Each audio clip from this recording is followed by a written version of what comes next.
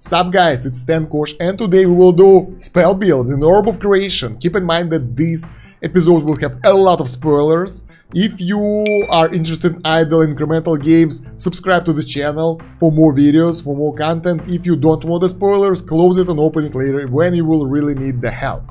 Let's go. So, alright guys, we will talk about spells specifically today, and I have plenty of loadouts for you here that I made up. I haven't learned everything yet, but we have so many spells, and some of those are still not learned for me. We can learn them right now, by the way. Let's go, the new spells.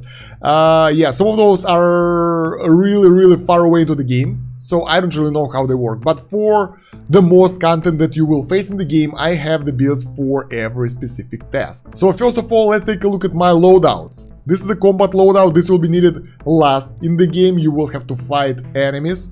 This is my basic loadout for crafting. Basically, resource gaining loadout and crafting loadout. Let's take a look how it looks. Looks okay. So basically, we have different spells here for each resource. Brainstorm for the thaumaturgy and knowledge. Expand magic for some extra thaumaturgy and for extra thaumaturgy, because that was useful for some crafting basically. There is Thaumic Scroll that requires thaumaturgy, and that was really low for me, so I have it here in my loadout. Then we have Conjure Space for space, obviously, and we have Construct here for extra skill. Sometimes you can replace it with something else, because you will get the skill, the knowledge, and something else. Knowledge, skill, and control from your Scholar's Wand. We will go to artifacts a bit later. You can place anything else here that you want for the resources that you use. You can even put Haste and Spell in here for lower cooldown, or maybe, where is that one for control? This one, Transfigure for control. So any of those will do. Basically, you just feed the spells that you need over here and use them from time to time. That's the normal sequence of actions for me. You just press them all the time while you're doing things without thinking too much. And if you're planning to do crafting, you go to the crafting skill and use this Empowered Smithery spell for more crafting gain and skill gain. That will be really useful. As you can see, most of my spells are delated and heavy. I like heavy a lot because that will improve the action of the spell quite a lot. For most of those, delated, magnified for this one, I couldn't afford heavy. Efficient heavy, heavy delated, quick efficient for this one because I wanted to use those two spells quite often. That way I can activate the artifact more often. This Scholar's Wand, it's being used every time you use the spell. So that will gain us knowledge, skill, and control. So now, since we're here for the artifacts, what do I use for the resource gain? I use Scholar's Wand already.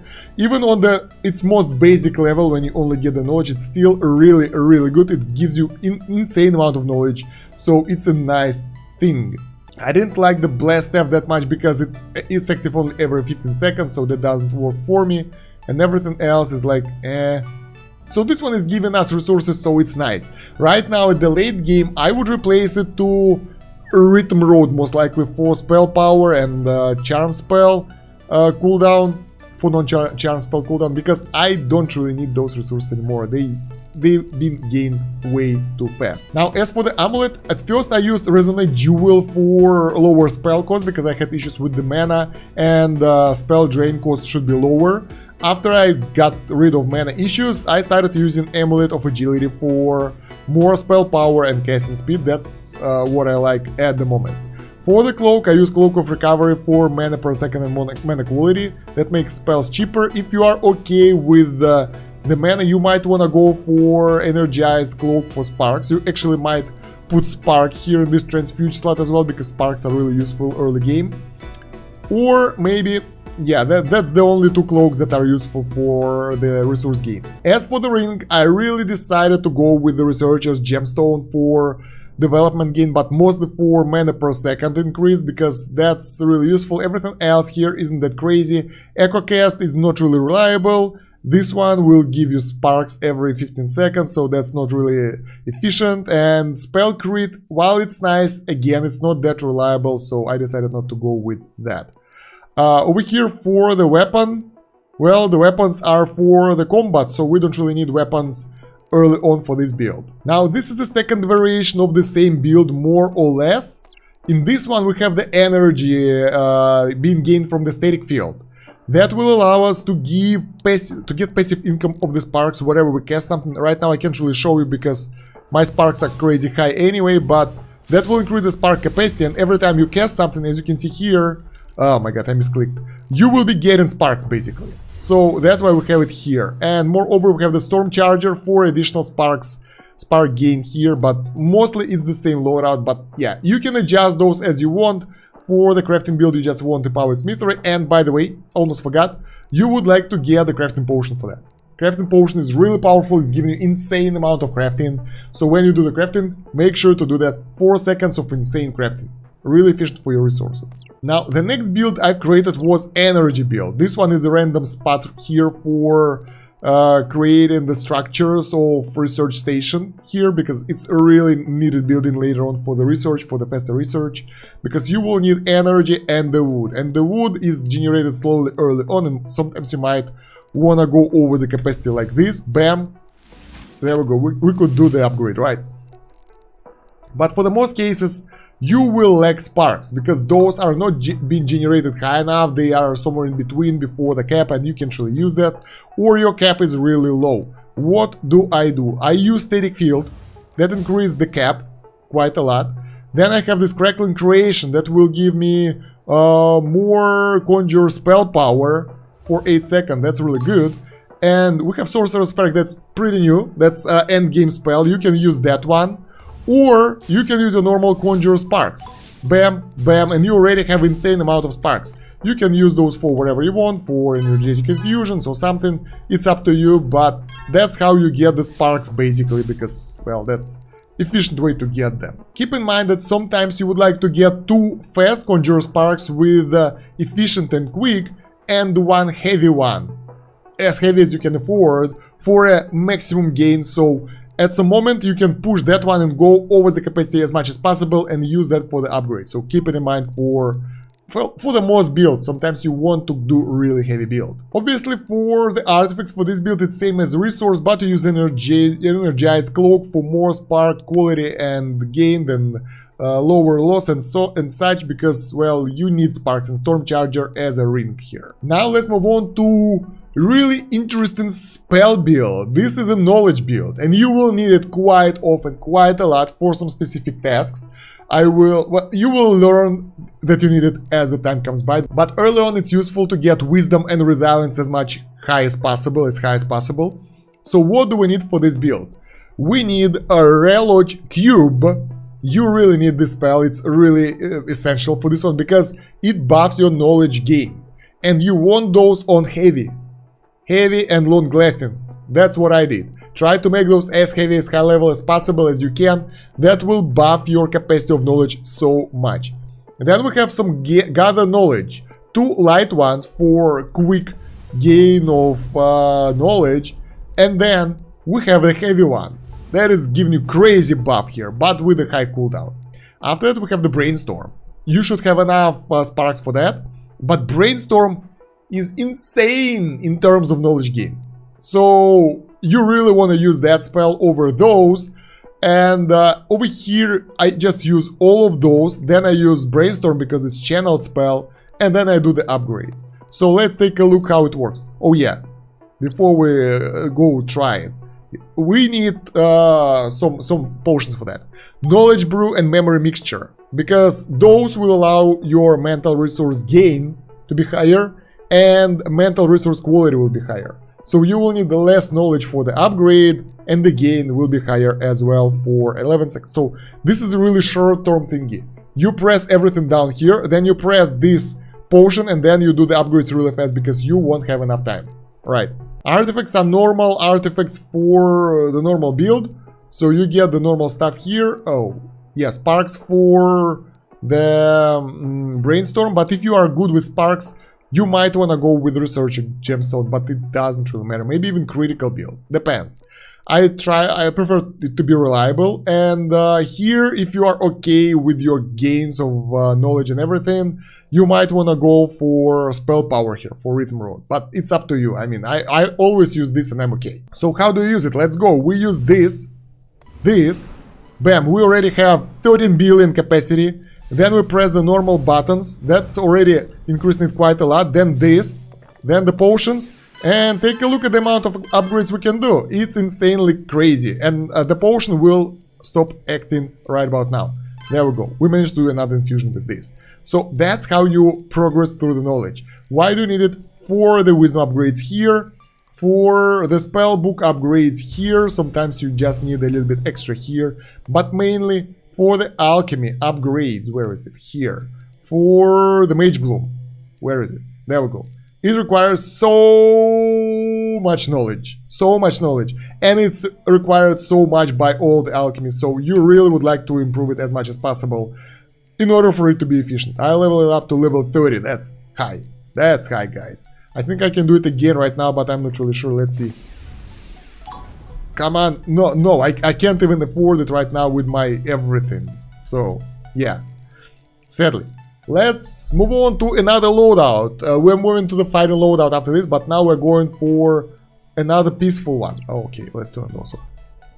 Loadouts, this one, there we go. This is, as I call it, a passive loadout. So you use it for your alchemy. Why? We have condensed time here, that's being channel. That's a channel spell that you used last. We have the hasten to lower the cooldown. This is just a channeled spell that increases transmutation, refinement, and mutagenic effect speed.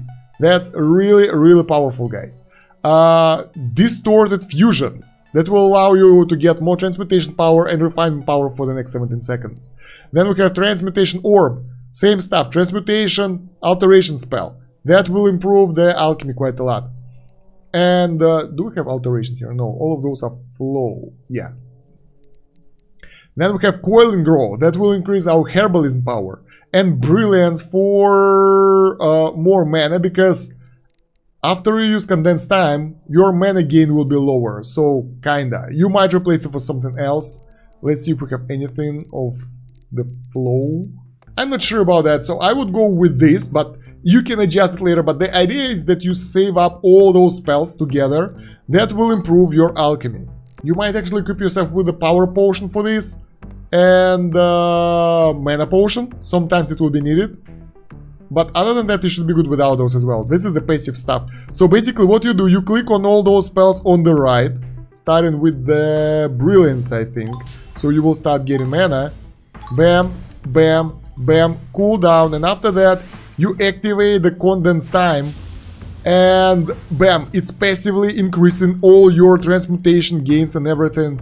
And if we'll take a look at the alchemy here, we can see that the gains are really crazy. Let's wait for them to wear off. And bam, it's negative, not that high, not that high, way higher. I think it's like 5 times 5 for ectoplasm game and stuff. So it's really, really useful for boosting your alchemy when you need some of those things. And you can't really make them in any other way than alchemy. That will allow your alchemy to be more efficient. And of course, alchemy upgrades here, but you know, that's on top of that. As for the artifacts here, you might want to go for Rhythm Road as well, but I use the Scholar's one because I like it too much. Then the Focus Stone for spell duration, because we need as high duration as possible. Mana per second, because we really need mana here. Mana per second here, same stuff, because we need mana. And Spirit Blade, because, well, it doesn't matter which weapon do we use. So right, let's go to another layout, another build right now. This time we'll go for the combat one, I think. That's the one I used, and after that we'll try to get some more, maybe not, I don't know. So okay, the combat builds are weird because you are really limited with spells. Let's actually open, oh my god, the spell menu. So you start with the Firebolt, right? But Firebolt is really inefficient spell. It's good for the starting rituals, but after that it becomes really obsolete. You don't really want that. What do we need? We need one Convert Blaze at all times in the front, because we will need to use it when we're out of blaze. That's obvious, right? You press it, you get the blaze. Then I use the shield, mana shield. If you don't have it, you don't really need it. What I used as I progressed through the rituals, I used the Firebolt. Then I used Solar Flare once, it wasn't really efficient in my case. And when I learned Beam Burst, that was like the best thing ever. I really like the spell quite a lot. And then I learned the Shock Storm. And Shock Storm is insanely powerful spell, guys. It's, first of all, it costs sparks, not blaze. That's important because you can use it without using those. Moreover, you can upgrade it with the different stuff. It's important because when you're trying to upgrade the Beam Burst, it requires, what are those? Souls. And souls are really hard to get. I couldn't upgrade it to level 6 for eternity. We could do this right now, but the next one is even more expensive. And the damage out of this is 584, right? And for... Where are our spells? So with all the boosts, it's 800 damage right here. And on this spell, we have 6 million shock damage. 11 times. Right? So this one is giving us more damage. This is evocation spell. So there it is, Shock Storm. And in order to upgrade it, you just need those Thalmic Scrolls. And you can make it higher level. And it's even higher damage right now. 12 times 8 million. And the stun. Really useful, right? It gives you more time. So what I do... Where is my loadout again? I use Beam Burst, and all of those are really quick. As you can see here, we got the Voltaic for more power and additional cost of sparks, which is really low. And then we have Quick, so we can use them more often. And let me try to fight someone here in the rituals, so I can show you how it works. I'm not sure if I'll be able to do this, but let's go. So basically, we just use those spells one after another. And you're good, because the enemies, most enemies are being destroyed. It's evenly splitting the damage between the enemies. And when you face someone tough, when there are some enemies that are tough, you will be using the Shock Storm. Ah, this is the last way. No, this is the last way. So you can use the Shock Storm here and bam, bam, bam. Most of those guys are done and only one left. There we go. We're good. So that's what I use right now. What I would suggest you guys to add to it at some point, maybe you would like to add something like Lightning Spear. That will make them broken so we can do more damage to them. And it costs... What does it cost to upgrade? It costs sparks as well. But in order to upgrade it, you will need Wizard Bark, I think, right? No? Yeah, Wizard Bark. You will need Wizard Bark for that. So that's another option that you might try to use. But the problem with this spell is that it's single target. So depending on the damage you will get, it might be good or not. As for the artifacts for the combat build, well, you would like to get aggressive here. So either Conductor, but I advise Staff of Duplication, so you can get double cast chance. Then Amulet of Agility for the spell power and casting speed, that's essential for you. Yeah, probably that will be the best one. Obviously, Cloak of Flames for Blaze, quality and gained if you need Blaze early on. After that, you might want to go for some other cloak, but I don't know. None of those are really essential for the fighting. For the ring, I went with the Echo as well, but you can try Critical as well for the higher damage. And for the weapon, I went with the Spirit Blade for evocation spell power and cost. So all of those spells are evocation spells other than the shield and mana gain, so this is really good. You can try to do something like this.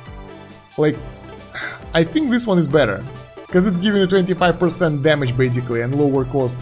Flame's Bane is just giving you extra blaze per enemy kill and 10% bonus damage. Not that good, right?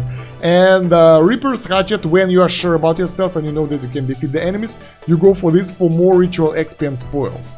If you're farming something like Spectral Dust, for example. But for the most cases, Spirit Blade will be the best option. And guys, this is another build that you might use. This is the one that I didn't really use that much. But it will allow you to make some of those rare resources. So basically, you can get Thalmic Scrolls, you can get Dimensional Cores, you can get Thalmic Scrolls again. So there are two ways how to do that. That's interesting.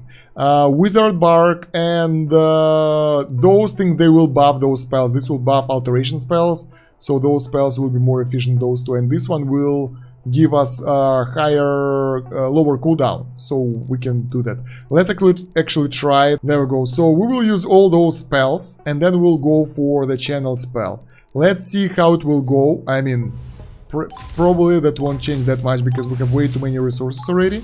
Yeah, that will allow you to get the resources that you need sometimes if you don't want to craft them normally or like you really need them. But they will have to be upgraded. Right now they are really low level, so our gains are really small, really useless. But if we will upgrade them properly, it will be, I don't know, pretty good gain, I think. Let's see. So let's see, after some casting, it's actually pretty good. We got 4k Thermic Scrolls, while right now I have half a billion. But that's a good amount of Thermic Scrolls, to be honest. For... it's per second, I think, right? Yeah, it's per second, so it's actually pretty good gain. Specifically when you will up this with a micro conversion. Actually, I need to level that one up as well. That might be better. So, you know, right now with my capacity it's not that important, but early game that might be really beneficial for you to use that. So yeah guys, those are the spell layouts for the Orb of Creation that I used, and if you have your own creations, own build, own loadouts, don't forget to share them down there in the comments. While you go in there, don't forget to like the video and subscribe to the channel if you haven't yet. Thank you for subscribing, by the way, I appreciate that quite a lot. Thank you, that's really kind of you. And yeah, check the pinned comment and the video description for more guides for Orb of Creation, for Orb of Creation Let's Play, where you can see how I learned the game, and for the Discord link where we can talk to each other. Other than that, guys, thank you very much for watching. I hope you enjoyed the video. I really do. Yeah, let me know in the comments what do you think about this video. I'm curious. And yeah, see you in the next one. Thank you for watching. Stan Kosh out. Have a good one. Bye.